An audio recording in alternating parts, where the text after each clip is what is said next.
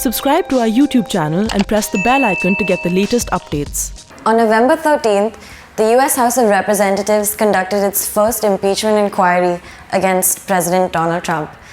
This doesn't mean that Trump is impeached or necessarily will be, but rather that the case against him has been brought front and center to the public.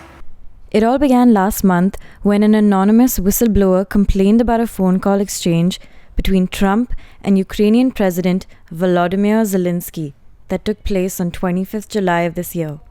To get to the bottom of the case, two key witnesses were brought to the table: Bill Taylor, acting ambassador to Ukraine, and George Kent, the State Department official who oversees Ukraine policy.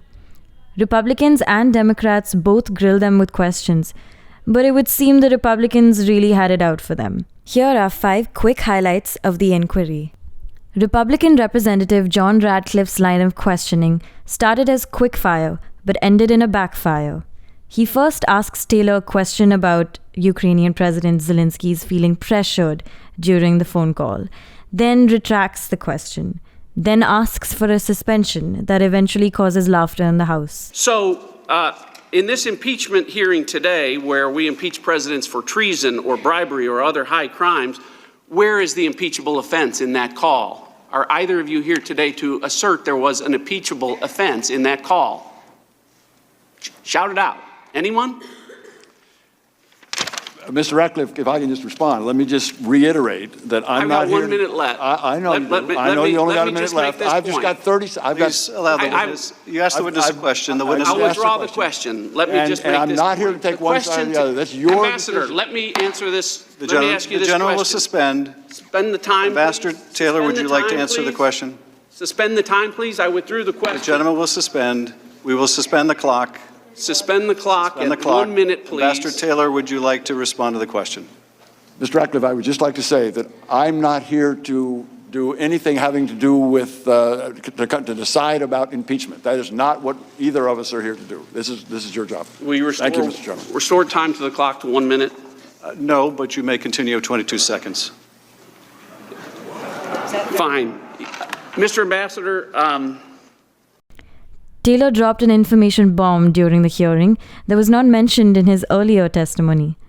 Apparently, one of his members of staff overheard Gordon Sondland, ambassador to the European Union, talking to Trump on the phone after he asked about the investigations. Mr. Yermak, following that meeting, in the presence of my staff, at a restaurant, Ambassador Sondland called President Trump and told him of his meetings in Kyiv. The member of my staff could hear President Trump on the phone asking Ambassador Sondland about the investigations. Ambassador Sondland told President Trump the Ukrainians were ready to move forward. Following the call with President Trump, the member of my staff asked Ambassador Sondland what President Trump thought about Ukraine. Ambassador Sondland responded that President Trump cares more about the investigations of Biden, which Giuliani was pressing for. Republican Representative Devin Nunes ripped into the witnesses, but also the credibility of the whole hearing, which he thought was a theatrical performance put on by the Democrats. We're supposed to take these people at face value when they trot out a new batch of allegations. But anyone familiar with the Democrats' scorched earth war against President Trump would not be surprised to see all the typical signs that this is a carefully orchestrated media smear campaign. For example, after vowing publicly that impeachment requires bipartisan support, Democrats are pushing impeachment forward without the backing of a single Republican. The witnesses deemed suitable for television by the Democrats were put through a closed-door audition process in a cult-like atmosphere in the basement of the Capitol, where Democrats conducted secret depositions, released a flood of misleading and one-sided leaks, and later selectively released transcripts in a highly staged manner.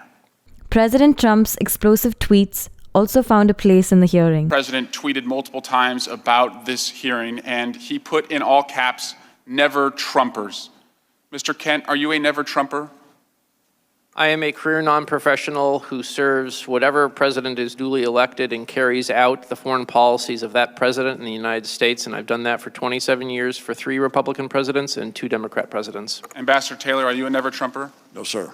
Steve Castor, the lawyer for Republicans, has been roasted on social media for diverting attention towards the Biden family. Watch how he tries and fails to get Taylor and Kent to talk about Hunter Biden's job qualifications. Was Hunter Biden a corporate governance expert? I have no idea what Hunter Biden studied at university or what his CV says. Like, is he the Jeffrey Sonnenfeld of the Ukraine? I have no awareness or knowledge of what his background was and what he may have done on the board of Burisma. So you don't know whether he has any business experience in Ukraine prior to joining Burisma's board?